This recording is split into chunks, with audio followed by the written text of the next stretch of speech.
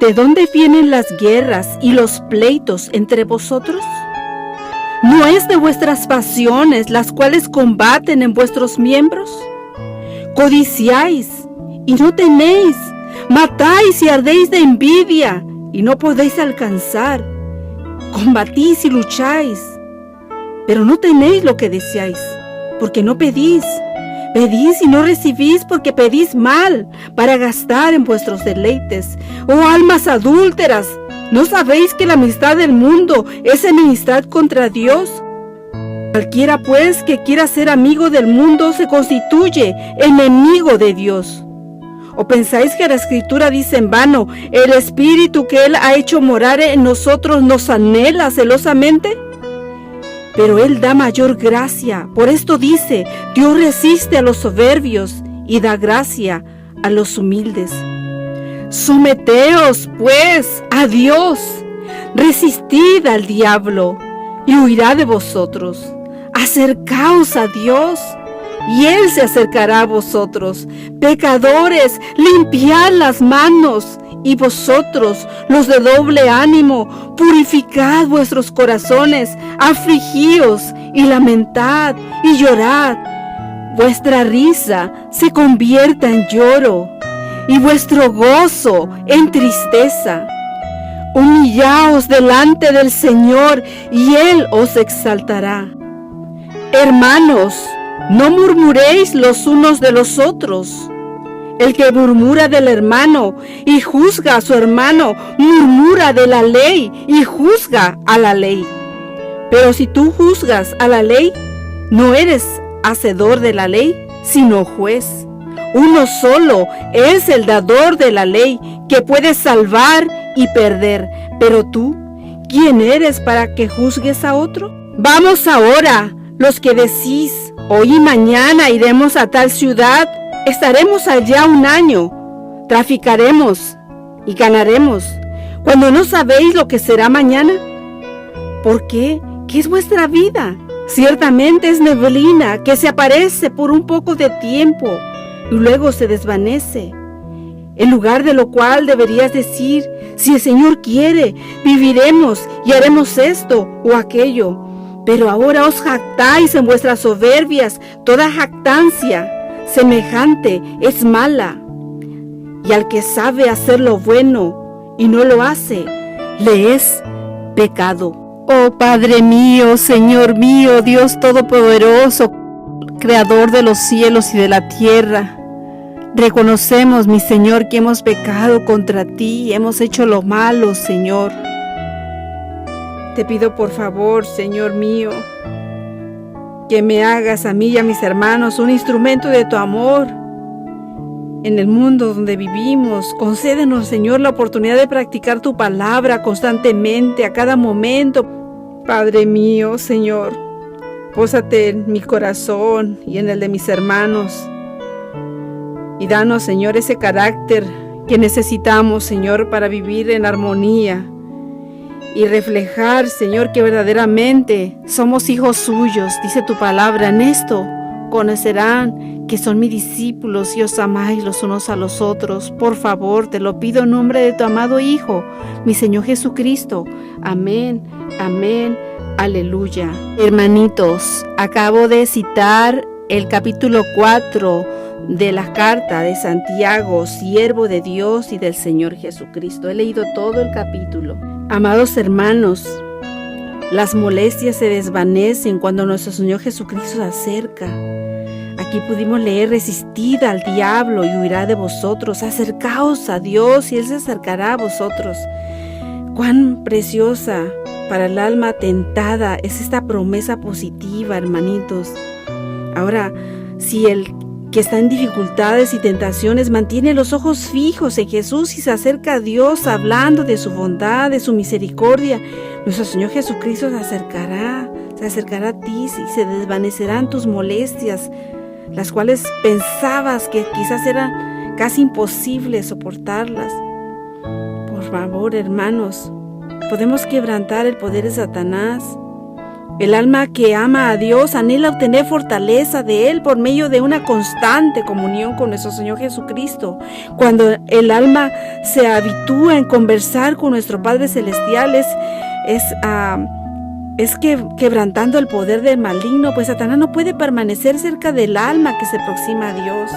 Amados hermanos, la única razón por la cual no obtenemos la remisión de nuestros pecados pasados es que no estamos dispuestos a humillar nuestro corazón y a cumplir las condiciones que impone la palabra de verdad. Se nos dan instrucciones explícitas, como lo leímos ahorita aquí a la carta de Santiago, tocante a este asunto. La confesión de nuestros pecados, ya sea pública o privada, debe ser de corazón y voluntaria. No debe ser arrancada al pecador, no debe hacerse de un modo ligero y descuidado o exigirse de aquellos que no tienen una comprensión real del carácter aborrecible del pecado. Amados hermanos, la confesión que brota de lo íntimo del alma sube al Dios de piedad infinita. El Salmo capítulo 34, versículo 18 nos dice esta linda palabra: cercano está el Señor a los quebrantados de corazón y salva a los de espíritu contrito. Amados hermanos, la verdadera confesión es siempre de un carácter específico y reconoce pecados particulares. Pueden ser de tal naturaleza que solo puedan presentarse delante de Dios y no hablarlos con nadie más. O pueden ser males que deben confesarse individualmente a los que hayan sufrido daño por ellos. Puede ser de un carácter público y en ese caso deberían confesarse públicamente. Pero toda confesión, amados hermanos, debe hacerse definida, directa, para reconocer en forma definida los pecados de los que uno sea culpable. Amados hermanos, en los días de Samuel los israelitas se alejaron de Dios. Estaban sufriendo las consecuencias del pecado, pues habían perdido su fe en Dios, el discernimiento de su poder y de su sabiduría para gobernar a la nación, y no confiaban en la capacidad del Señor para defender y vindicar su causa. Se apartaron del gran gobernante del universo y desearon ser gobernados como las naciones que los rodeaban. Antes de encontrar paz, hicieron esta confesión explícita que leemos en Primera de Samuel, capítulo 12, versículo 19, y dice así esta oración: porque a todos nuestros pecados hemos añadido esta maldad de pedir para nosotros un rey. Hermanos, tenían que confesar el preciso pecado del cual se habían hecho culpables. Su ingratitud oprimía sus almas y los separaba de Dios. La confesión no es aceptable para Dios si no va acompañada por un arrepentimiento sincero y una reforma.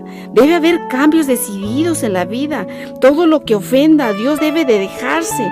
Tal será el resultado de una verdadera tristeza por el pecado. Se nos presenta claramente lo que tenemos que hacer de nuestra parte.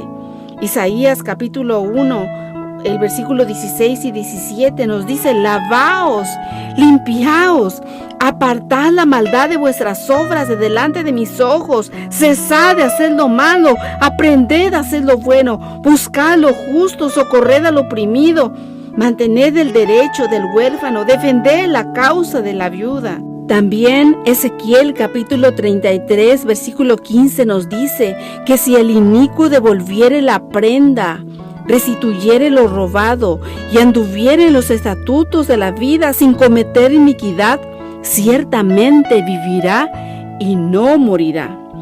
Amados hermanos, el apóstol Pablo dice, hablando de la obra del arrepentimiento, y lo leemos en 2 de Corintios capítulo 7 versículo 11, y dice: el que fuisteis entristecidos según Dios, qué solícito cuidado obró en vosotros. Y qué defensa de vosotros mismos, y qué indignación, y qué celo, y qué justicia vengativa. En todo os habéis mostrado puros en este asunto. Amados hermanos, porque una vez que el pecado amortiguó la percepción moral, el que obra mal no discierne los defectos de su carácter, ni comprende la enormidad del mal que ha cometido. y a menos que ceda al poder convincente del Espíritu Santo, permanecerá parcialmente ciego con respecto a su pecado. Sus confesiones no son sinceras ni provienen del corazón. Cada vez que reconoce su maldad, añade una disculpa de su conducta al declarar que si no hubiese sido por ciertas circunstancias, no habría hecho esto o aquello que se le reprocha. Amados hermanos, después de que Adán y Eva hubieran comido de la fruta prohibida, los embargó un sentimiento de vergüenza y de terror. Al principio solo pensaban en cómo podrían excusar su pecado y escapar de la temida sentencia de la muerte. Pero cuando el Señor les habló tocante a su pecado, Adán respondió echando la culpa en parte a Dios y en parte a su compañera. La mujer que pusiste aquí conmigo me dio del árbol y comí. Lo puedes leer en Génesis capítulo 3, versículos 2 y 13. Y la mujer echó la culpa a la serpiente diciendo: la serpiente me engañó y comí. ¿Por qué hiciste la serpiente? ¿Por qué le permitiste que entrase en el Edén? Esas eran las preguntas implicadas en la excusa que dio por su pecado. Y de este modo hacía a Dios responsable de su caída. El espíritu de justificación propia tuvo su origen en el padre de la mentira y lo ha manifestado a todos los hijos e hijas de Adán. Las confesiones de esta clase no son inspiradas por el Espíritu Divino y no serán aceptables para nuestro Padre Celestial. El arrepentimiento verdadero induce al hombre a reconocer su propia maldad, sin engaño ni hipocresía, como el pobre publicano que no osaba ni aun alzar los ojos al cielo, exclamaba: Dios, ten misericordia de mí, pecador. Hermanitos, los que reconozcan así su iniquidad serán justificados, porque el Señor Jesús presentará su sangre en favor del alma arrepentida. Señor mío, Dios mío, Padre Celestial, nos arrepentimos de nuestras equivocaciones. Perdónanos, por favor, cada vez que nos alejamos de ti. Mi Señor, te pedimos perdones nuestros pecados, que podamos mostrarle al mundo que tenemos un Salvador que puede quitar nuestros pecados, impartirnos su propia justicia. Señor, ayúdanos. Danos, Señor, el querer como el hacer tu buena voluntad, Señor, porque todos los dones, todo lo bueno que hagamos viene de usted, mi Señor. Rendimos ante usted nuestra voluntad. Danos de tu Espíritu Santo, Señor. Te lo suplicamos en el nombre de su amado Hijo, mi Señor Jesucristo. Amén. Amén, aleluya.